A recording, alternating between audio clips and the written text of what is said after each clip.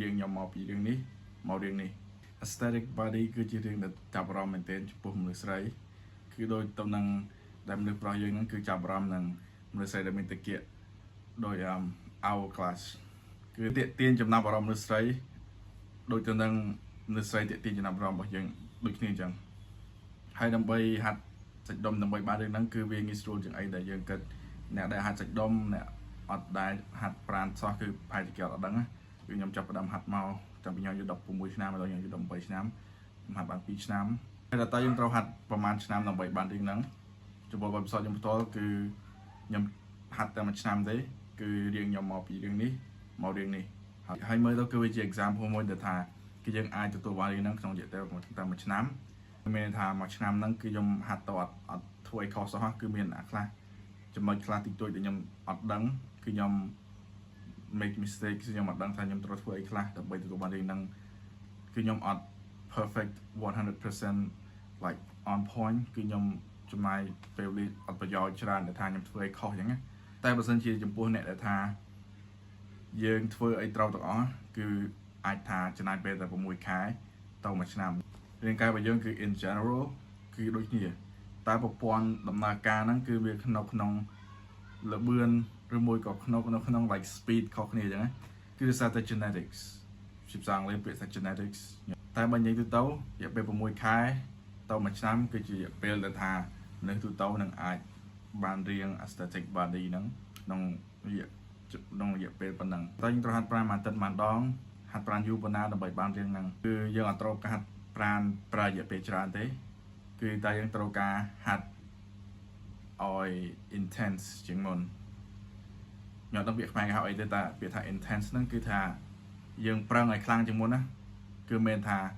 យើងហាត់ឲ្យវែងជាងមុនណាព្រោះកាលណាយើងធ្វើអីខ្លាំងគឺយើងនឹងសម្រេចវាបានរយៈពេលខ្លីពេលខ្ញុំរត់ឯត្រង់ពេលខ្ញុំរត់អស់មកទៅហឹងគឺរត់ឲ្យលឿនបំផុតតាមខ្ញុំអាចរត់បានខ្ញុំអាចរត់បានរយៈពេលយូរទេដោយសារតែរាងកាយខ្ញុំគឺធ្វើការក្នុងដូចថាមកទៅហឹងណាគឺតមកទៅហឹងណាគឺខ្ញុំអាចរត់បានយូរទេតែខ្ញុំដើរឬមួយក៏ខ្ញុំដើរមួយក៏ខ្ញុំ jog ហ្នឹងគឺយើងដើរលឿនបន្តិចតែយើងអត់រត់ទេគឺយើងដើរគេហៅថា jogging គឺយើងដើរមកល្មមគឺយើងអាចដើរបាន1ម៉ោង2ម៉ោងគឺដើរបានយូរតែបើយើងរត់មកទៅហឹងយត់តែ1នាទីហ្នឹងគឺអត់តង់បានហ្មងយើងត្រូវហាត់ប្រាណប្រហែលជា2ទៅ3ដងក្នុងមួយអាទិត្យតាម gen តាម genetics របស់យើងតែរាងកាយរបស់យើងហ្នឹងអាចស៊ាំបាននឹងការហាត់សាច់ដុំបញ្ចេញកម្លាំងមកទៅហឹងបានច្រើនអត់យើងនៅ stage ណាយើងនៅ stage ដែលថាយើងត្រូវការហាត់សាច់ដុំបន្ថែមដើម្បីឲ្យមានសាច់ដុំបន្ថែមព្រោះយើងសាច់ដុំយើងទូចពេក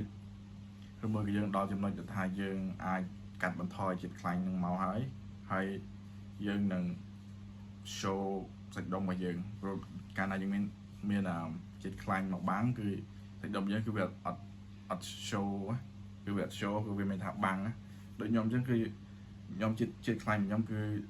ភាគរយវារៀងច្រើនបន្តិចចឹងហើយគឺវាបាំងសាច់ដុំខ្ញុំអត់ឲ្យឃើញ definition អត់ឲ្យឃើញ line អត់ឲ្យឃើញសរសៃអីច្រើនចឹងណាតែគឺខ្ញុំដល់ stage មួយដែលថាខ្ញុំបានហាត់មករ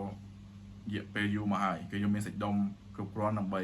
ទម្លាក់ជាតិខ្លាញ់មកចំពោះអ្នកដែលអត់ដល់ចំណុចហ្នឹងវិញគឺអត់ដល់ stage ហ្នឹងវិញតែយើងត្រូវធ្វើគេជំហានទី1គឺយើងត្រូវការហាត់សាច់ដុំឲ្យឡើងសាច់ដុំធំបន្តិចសិនកាលណាយើងមានសាច់ដុំបន្តិចអញ្ចឹងដល់ពេលយើងទម្លាក់ជាតិខ្លាញ់មកគឺយើងមើលទៅ skinny គឺយើងមើលទៅអត់មានសាច់ដុំដែលថាមើលទៅទាក់ទាញ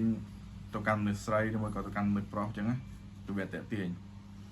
ចឹងហើយយើងត្រូវការ build the muscles first គឺយើងត្រូវការហាត់ឲ្យឡើងសាច់ដុំបន្តិចសិនហើយវាចំណាយពេលប្រហែលជា3ខែ6ខែដើម្បីឃើញឲ្យដើម្បីយើងហ្នឹងឃើញអាចចាត់ថាយើងបានឡើងសាច់ដុំអញ្ចឹងព្រោះពេលយើងហាត់ប្រហែលជាមួយខែ2ខែមុនវារយៈពេលខ្លីពេកចឹងហើយវាអត់ថាយើងអាចមើលឃើញ any result យើងអាចមើលឃើញថាយើងឡើងសាច់ដុំមិនបន្តិចចឹងព្រោះសាច់ដុំគឺវាត្រូវការពេលដើម្បីឲ្យវាឡើងចឹងណាគឺវាត្រូវការពេលយូរបន្តិចដើម្បីឲ្យយើងនឹងអាចមើលឃើញថាយើងឡើងសាច់ដុំយ៉ា